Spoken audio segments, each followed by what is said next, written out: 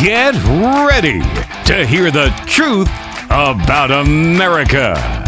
A news show that isn't allergic to the facts. The Bold Conservative. And now, here is your host, James Ledbetter.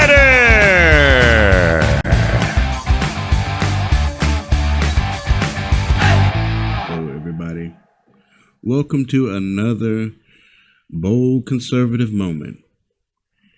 I took the time to watch the entire Mueller testimony so that you wouldn't have to, of course. Of course, I do suggest that you do later on go watch little bits and pieces of it. The takeaway of the Mueller testimony, like I said the day before yesterday, was a gold mine for Republicans. And it basically ruined the credibility of Robert Mueller, because Robert Mueller was caught trying to contradict his own report. Then, what else it did was it ruined the credibility of the Democrats, the ones that kept saying, this is it. We're going to have Mueller testify, and that's going to be the end of Trump. Sad. It's sad that they just keep going on and on and on, and they just will not stop. And they're not going to stop now. They're going to use this and try to say that this is a victory for the Democrats. You're going to hear a difference in the clips that I've picked out just for you to listen to. Stay tuned for this. This is the Bold Conservative Show.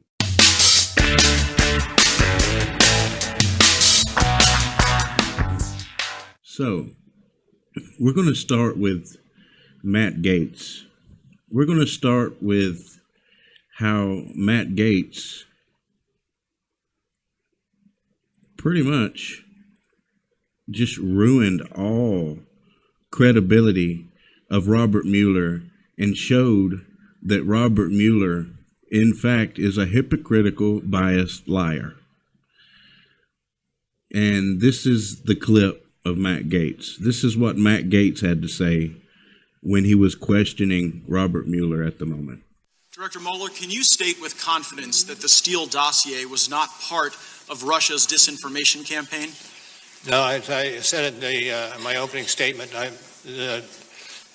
that part of the building of the case predated me, and by at least 10 months. Yeah, I mean, Paul Manafort's alleged crimes regarding tax evasion predated you. You had no problem charging them. And matter of fact, this Steele dossier predated the Attorney General, and he didn't have any problem answering the question. When Senator Cornyn asked the Attorney General the exact question I asked you, Director, the Attorney General said, and I'm quoting, "No, I can't state that with confidence." And that's one of the areas I'm reviewing. I'm concerned about it, and I don't think it's entirely speculative. Now, if something is not entirely speculative, then it must have some factual basis, but you identify no factual basis regarding the dossier or the possibility that it was part of the Russia disinformation campaign. Now, Christopher Steele's reporting is referenced in your report.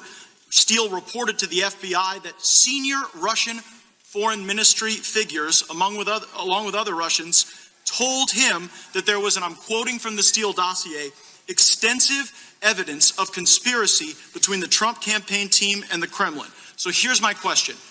Did Russians really tell that to Christopher Steele, or did he just make it all up and was he lying to the FBI? Let me back up a second, if I could, say, as I said earlier, with regard to the Steele, that's beyond my purview.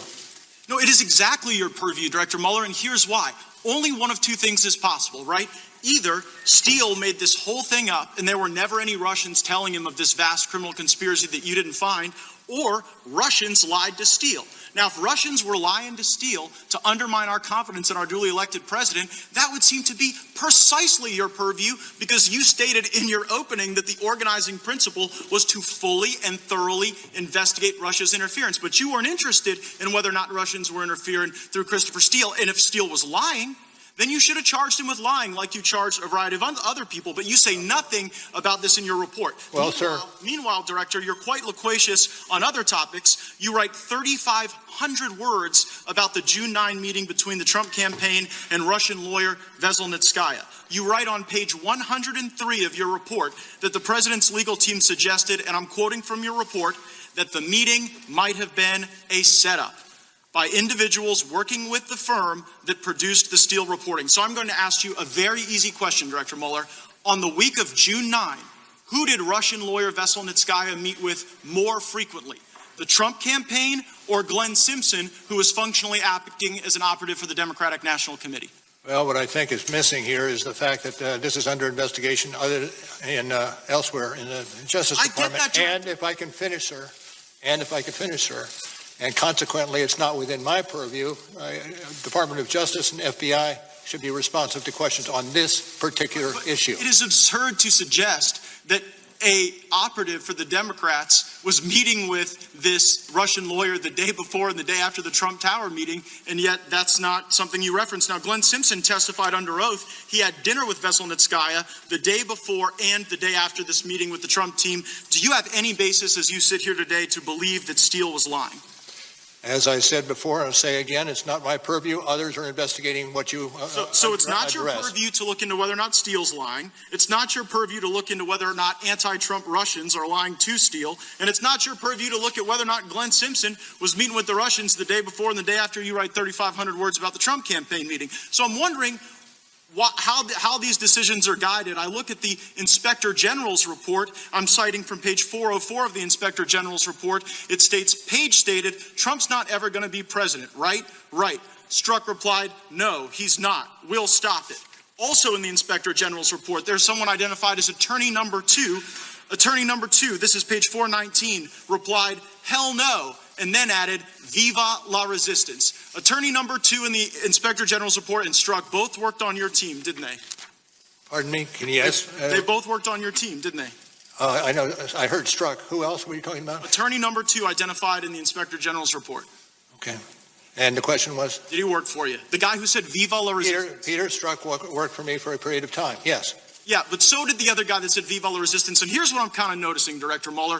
When people associated with Trump lied, you threw the book at him. When Christopher Steele lied, nothing. And so it seems to be that when Glenn Simpson met with Russians, nothing. When the Trump campaign met with Russians, 3,500 words. And maybe the reason why there are this discrepancies in what you focused on is because the team was so biased. Time of the gentleman has expired. Pledged to stop Mr. Trump. Jeffries of New York is recognized. As you saw in that clip, Representative Matt Gaetz asked former Special Counsel Robert Mueller several questions about Christopher Steele and the Steele dossier, the unverified Steele dossier, at today's House Judiciary Committee hearing.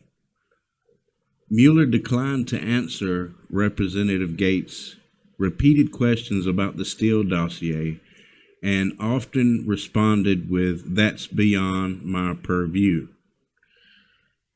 Representative Matt Gaetz to Director Mueller, can you state with confidence that the Steele dossier was not part of Russia's disinformation campaign? Robert Mueller's answer: in my opening statement, that part of building of case predated me by at least 10 months. However, whether that was relevant, I have no clue. But it just. So then Matt Gaetz asked Robert Mueller, Paul Manafort's alleged crimes regarding tax evasion predated you, but you didn't have a problem charging him. Matter of fact, this Steele dossier predated the Attorney General, and he had no problem answering the question. When Senior Cornyn asked the Attorney General the exact question I asked you, Director, the Attorney General said, and I'm quoting, "No, I can't state that with confidence, and that's one of the areas I'm reviewing. I'm concerned about it, and I don't think it's entirely speculative. So basically what Gates was getting at here was you had all of these Democrats that were lying to Congress. They were lying to the FBI. All the Democrats that lied were given a pass. However, when a Republican misstated a quote or said something contrary to the facts, they were charged. As a matter of fact, Paul Manafort's tax evasion had nothing to do with the Russian collusion conspiracy theory whatsoever. Yet, the Mueller probe, the special counsel's office, found it necessary to charge Paul Manafort. Paul Manafort, which is actually sitting in prison right now over tax evasion because he was being investigated for Russian collusion. However, you had Christopher Steele, the author of the infamous unverified dossier, wasn't charged with anything. Peter Strzok lied to Congress, wasn't charged with anything. He was given a pass. And that's really sad, folks. This is what we're dealing with in today's democratic justice system. It's hypocritical, and we've said this for over 2 years now. We're going on 3 years. 3 years of absolute chaos and pandemonium. The conspiracy theory, which was pushed by the mainstream media, that Trump colluded with Russia. Oh, they knew for a fact that he did. They had hidden evidence, and all they were doing was waiting for Robert Mueller's report to come out so that they can come out with their evidence. Interesting. So then Robert Mueller's report comes out, and not a single Democrat has any evidence of anything because it's not there. It was never there. And some of these so-called journalists actually won awards for their reporting on the Russia collusion conspiracy. They won awards, folks. Awards for their lies and their conspiracy theories. That alone is absolutely insane. Now, if something is not entirely speculative, then it must have some factual basis. But you identify no factual basis regarding the dossier or the possibility that it was part of the Russian disinformation campaign, Gates asked Mueller.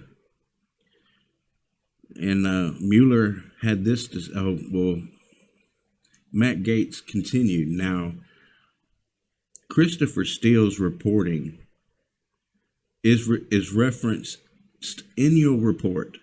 Steele Steele reported to the FBI that senior Russian foreign ministry figures, along with other Russians, told him, and I'm quoting, Gates said, from the Steele dossier, extensive evidence of conspiracy between Trump, the Trump campaign team, and the Kremlin. Here's my question, quote, Gates asks, did Russia really tell that to Christopher Steele, or did he just make it all up? And was he lying to the FBI? See, Christopher Steele's running around free, while people who didn't collude with Russia, see, all this evidence points to collusion. It does. But the Democrats and the people that the Democrats were paying were colluding with Russia. But nobody's locked up for that. They just totally skipped over all that evidence. Didn't even mention it in the Mueller report. And Mueller answered and said, "Let me back up just a second, if I could. I said earlier, with regard to the steal, that is beyond my purview." Then Matt Gaetz answers, "No, it is exactly your purview, Director Mueller. And here's why. Only one of two things are possible, right? Either Steele made all of this up, and there was never any Russians ever telling him of this vast conspiracy that you didn't find, or Russia lied to Steele. It all points to Steele talking to the Russians, trying to come up with opposition research against Trump for Hillary Clinton. As you may recall, Steele actually admitted that he was paid by DNC in the Hillary campaign, which is incriminating by itself. And this Steele dossier was the basis of the FBI probe into Trump collusion, and it was the actual basis of the Mueller team being summoned to investigate the Trump campaign. But that's not even the best of it.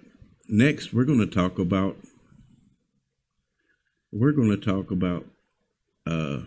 Jim Jordan and how he grilled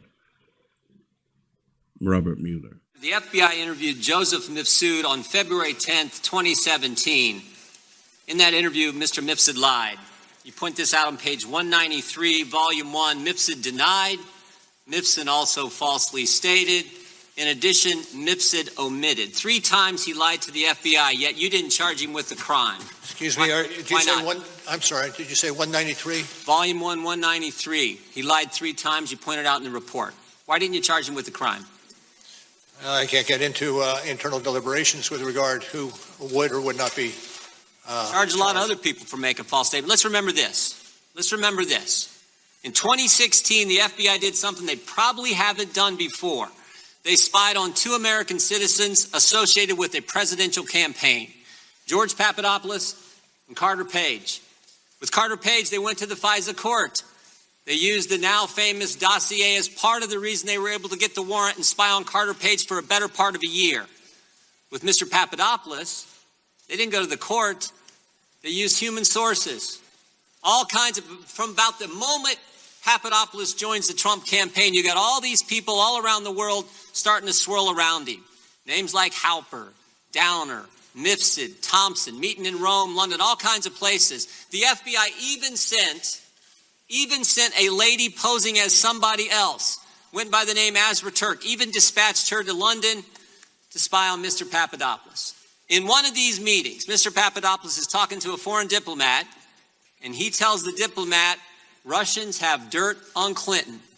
That diplomat then contacts the FBI, and the FBI opens an investigation based on that fact. You point this out on page 1 of the report. July 31st, 2016, they open the investigation based on that piece of information. Diplomat tells Papadopoulos, Papadopoulos tells the diplomat, Russians have dirt on Clinton. Diplomat tells the FBI. What I'm wondering is, who told Papadopoulos? How'd he find out? I can't get into the evidentiary. Yes, you can, because you wrote about it. You gave us the answer. Page 192 of the report, you tell us who told him. Joseph Mifsud. Joseph Mifsud's the guy who told Papadopoulos. The mysterious professor who lives in Rome and London, teaches in 2 different universities. This is the guy who told Papadopoulos. He's the guy who starts it all. And when the FBI interviews him, he lies 3 times, and yet you don't charge him with a crime. You charge Rick Gates for false statements. You charge Paul Manafort for false statements. You charge Michael Cohen with false statements. You charge Michael Flynn, a 3-star general, with false statements. But the guy who puts the country through this whole saga, starts it all for 3 years we've lived this now, he lies, and you guys don't charge him. And I'm curious as to why. Well, we can't get into it, and it's obvious, I think, that we can't get into charging decisions. When the FBI interviewed him in February, FBI interviews him in February, when the special counsel's office interviewed Mifsud, did he lie to you guys too? Can't get into that. Did you interview Mifsud? Can't get into that. Is Mifsud Western intelligence or Can't get Russian into that. intelligence? Can't get into that. A lot of things you can't get into. What's interesting, you can charge 13 Russians no one's ever heard of, no one's ever seen, no one's ever going to hear of them, no one's ever going to see them. You can charge them. You can charge all kinds of people who are around the president with false statements. But the guy who launches the guy who puts this whole story in motion, you can't charge him. I think that's amazing. I'm not certain I agree with your characterizations. Well, I'm reading from your report. Mifsud told Papadopoulos. Papadopoulos tells the diplomat tells the FBI opens the investigation July 31st, 2016, and here we are 3 years later, July of 2019, the country's been put through this, and the central figure who launches it all lies to us, and you guys don't hunt him down and interview him again, and you don't charge him with a crime. Now here's the good news. Here's the good news. The president was falsely accused of conspiracy. The FBI does a 10-month investigation, and James Comey, when we deposed him a year ago, told us at that point they had nothing. You do a 22-month investigation. At the end of that 22 months, you find no conspiracy. And what's the Democrats want to do? They want to keep investigating. They want to keep going. Maybe a better course of action is to figure out how the false accusation started. Maybe it's to go back and actually figure out why Joseph Mifsud was lying to the FBI. And here's the good news. Here's the good news. That's exactly what Bill Barr is doing. And thank goodness for that. That's exactly what the Attorney General and John Durham are doing. They're going to find out why we went through this three-year saga and get to the bottom of it. And he also, Jim Jordan actually said also, and a lot of the Republicans that were asking him were pointing toward Bill Barr will get to the bottom of the false accusations. Jim Jordan, a Republican from Ohio, grilled former special counsel Robert Mueller on Capitol Hill Wednesday, accusing him of selective prosecution methods and promising Attorney General Bill Barr would get to the truth. And this is what Jordan said. The president was falsely accused of conspiracy. The FBI does a 10-month investigation, and Jim Comey, when they deposed him a year ago, told us at the point they had nothing. You do a 22-month investigation. At the end of this 22 months, you find no conspiracy, and what the Democrats want to do, they want to keep investigating. They want to keep going, Jordan said. Maybe a better course of action is to figure out how the false accusation started. Maybe it's to go back and actually figure out why Joseph Mifsud was lying to the FBI, and that's exactly what Bill Barr is doing. And thank goodness for that. That's exactly what the Attorney General is doing. And they're going to find out why we went through this 3-year saga and get down to the bottom of it. Jordan also asked why informant Joseph Mifsud had not been charged with any crimes despite lying to the FBI and posing as a Cambridge University professor in an attempt to pump George Papadopoulos for confidential campaign information. So in other words, they were literally spying on the Trump campaign. How did they get the warrant to do this? Well, from the FISA court. And what did the FISA court base the information and evidence to promote this spying on the Trump campaign? The Steele dossier.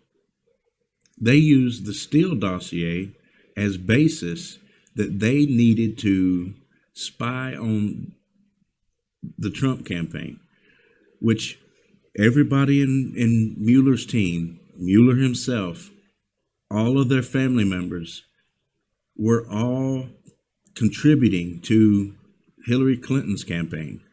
So not only did the FISA warrant enable the FBI to spy on the opposition, which is illegal, by the way, they also used that. The media used that to try to turn the American people against a duly elected president. This is what happened. $25 million later, we finally get Mueller in to testify. And this is what we get. We get an absolute farce. We get an absolute, Robert Mueller, he answered no questions, like we basically knew that he wouldn't. But here's the thing. The questions that he did answer completely contradicted his report. Completely. He contradicted his own report. As you're going to find out by Doug Collins's questioning.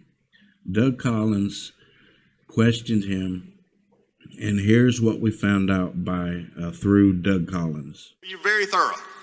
What? In your opinion, very thorough. You listed this out in your report, correct? Yes. Thank you. Is it true, the evidence gathered during your investigation, given the questions that you have just answered, is it true the evidence gathered during your investigation did not establish that the president was involved in the underlying crime related to Russian election interference as stated in Volume 1, page 7? We found insufficient evidence of the president's culpability. So that would be a yes. Pardon? That would be a yes. Yes. Thank you. Isn't it true the evidence did not establish that the president or those close to him were involved in the charged Russian computer hacking or active measure conspiracies, or that the president otherwise had unlawful relationships with any Russian official? Volume 2, page 76, correct? I leave the answer to our report. So as a yes. Is that any true your investigation did not establish that members of the Trump campaign conspired or coordinated with Russian government in the election interference activity? Volume 1, page 2, Volume 1, page 173. Thank you. Yes. Yes, thank you. Although your report states collusion is not so specific offense, and you said that this morning, or a term of art in federal criminal law, conspiracy is. In the colloquial context, are collusion and conspiracy essentially synonymous terms? You're going to have to repeat that for me. Collusion is not a specific offense or a term of art in the federal criminal law. Conspiracy is. Yes. In the colloquial context, known public context, collusion and conspiracy are essentially synonymous terms, correct? No. If no, on page 180 of volume 1 of your report, you wrote, as defined in legal dictionaries, collusion is largely synonymous with... Whether it is. Okay, let me just be clarified. You stated that you would stay within the report. I just stated your report back to you. And you said that collusion and conspiracy were not synonymous terms. That was your answer, was no. That's correct. In that, page 180 of volume 1 of your report, it says, as defined in legal dictionaries, collusion is largely synonymous with conspiracy, as that crime is set forth in General Conspiracy Statute 18 U.S.C. 371. Now, you said you chose your words carefully. Are you contradicting your report right now? Not when I read it. So you would change your answer to yes then? No. If you look at the language. I'm reading your report, sir. It's a yes or no answer. Page 180. Page 180, volume 1. Okay. This was from your report. Correct. And I leave it with the report. So the report says, yes, they are synonymous. Yes. Hopefully, for finally, out of your own report, we can put to bed the collusion and conspiracy. One last question as we're going through. Did you ever look into other countries investigated in the Russian interference into our election? Were other countries investigated? or found knowledge that they had interference in our election. I'm not going to discuss other matters. That I yield back. Gentleman yields back. The gentlelady from California. So as you can see, Representative Doug Collins grilled Special Counsel Robert Mueller during the House Judiciary Committee hearing over Mueller's Russia report, noting that Mueller was not consistent with statements that he was making and what his report actually said, as we said before the clip. So Mueller claimed, and this is what Mueller claimed, that the terms collusion and conspiracy are not synonymous. Yet in his report, Mueller stated that even as defined in legal dictionaries, collusion is largely synonymous with conspiracy, as that crime is set forth in the General Federal Conspiracy, 18 U.S.C. 371. So then Sean Davis tweets, Collins just did a thorough job of showing how out to lunch Mueller is on his own report. Mueller claimed collusion and conspiracy weren't synonymous and that his investigation didn't look into collusion. His own report literally says collusion and conspiracy are synonymous, in which they are. In any dictionary you look at you'll find that collusion and conspiracy are pretty much defined as the same thing. And collusion, while collusion is not a crime, somehow conspiracy is. So during the hearing, Mueller acknowledged, as you heard, that his investigation did not find sufficient evidence to connect the Trump campaign to Russian attempts to interfere with the election. And that's despite all the many times CNN, MSNBC, ABC, all of these different left-leaning news organizations kept saying, oh, well, we have special evidence. They were coming up with anonymous sources. They wouldn't name any of the sources. And they kept saying these sources tell us that they have specific evidence that Trump colluded with Russia, that Trump was a part of this conspiracy, which turned out to be a conspiracy theory. Wow. For 2.5 years, going on 3 now, and they're still at it.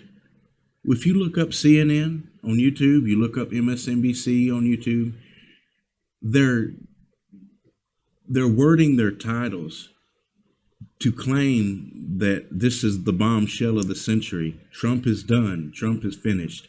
If you actually read the titles, and then all they have is the same clips that I'm showing you, only the Democrats, which were pretty much silent and beaten from the beginning. The Democrat Congress people were beat from the beginning. They had nothing. And just like you found out, Mueller was not prepared for this testimony. It's obvious that he didn't even read his own. He didn't even read his own report. And it's clear that he didn't even write his own report.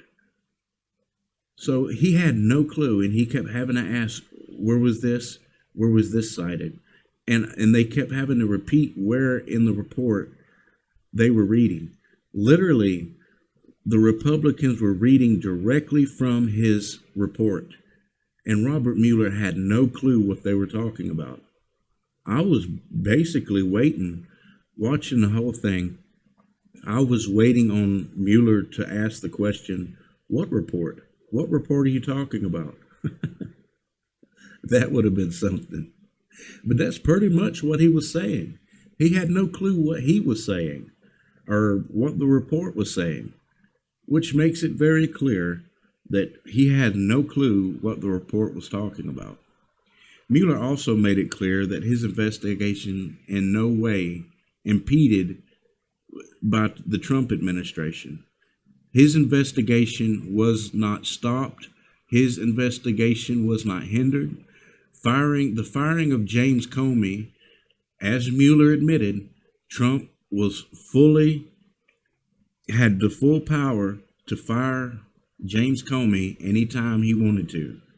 He was well within his rights as President of the United States to fire Comey. And that's what the Democrats wanted back in 2015 when Comey pretty much exposed Hillary Clinton for all the corruption and all of the crimes that she committed, and then chose not to press charges on her or charge her or indict her in any way.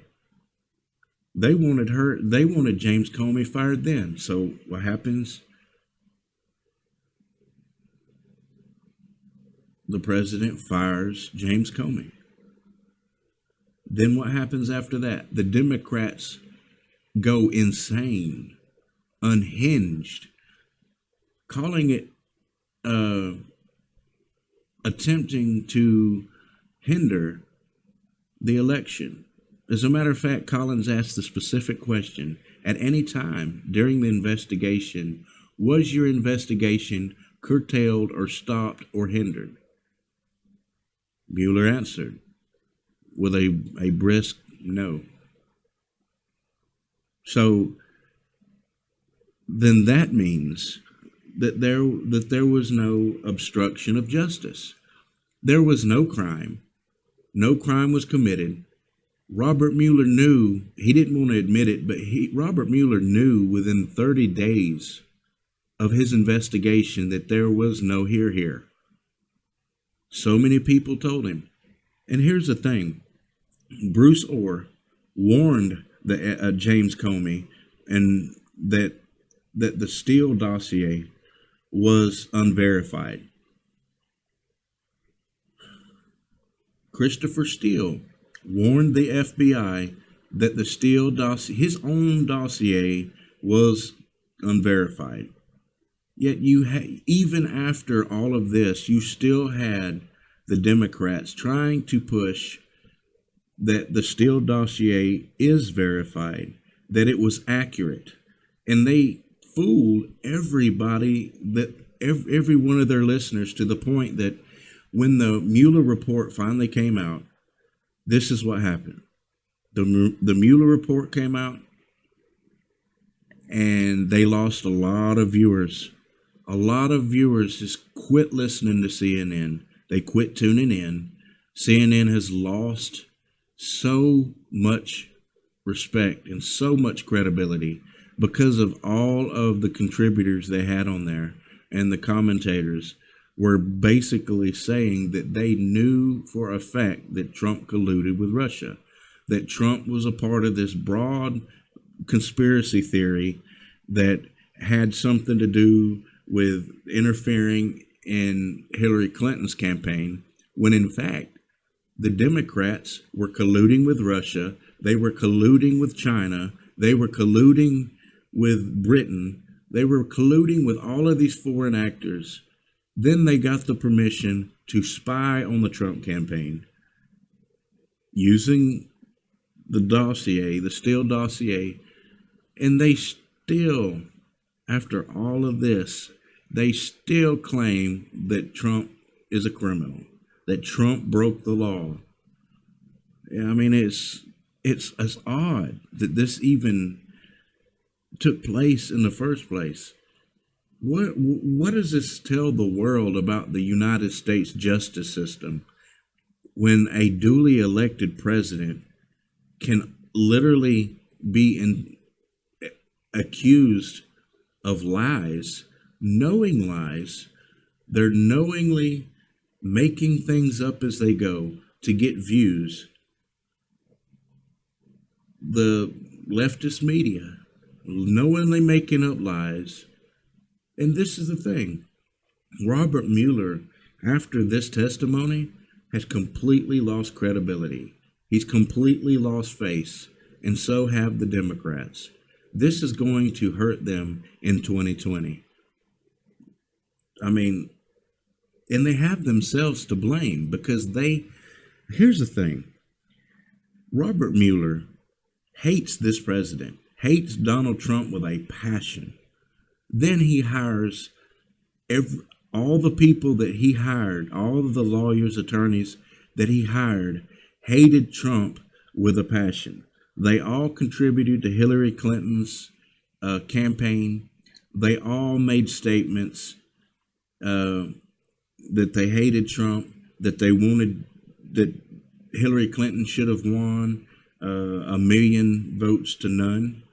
I mean, then you had Strzok and Lisa Page, the lovers, the adulterous lovers, communicating back and forth. Lisa Page asking Strzok, he's not going to win, right? Right? And then Strzok answered, no, he's not going to win. And we're going to make sure that he doesn't. We have an insurance policy. What was the insurance policy? If he did win, they had the Robert Mueller investigation that they were going to use to try to destroy this president and the people that voted for him, which is us. We all voted for him because he was for change. He was changing politics. He's literally changed the face of politics as we speak, as we know it, as we've always known it. Since Trump has been president, we've been able to see all of the corruption that the Democrats have been pushing our way for years and years and years. Yet the Democrats and the blind follower and their blind followers and constituents still believe that Trump is a criminal, that Trump should be impeached. Al Green, third time's a charm, pushes to have Trump impeached, and over 90% of the Democrats voted against impeachment. Why?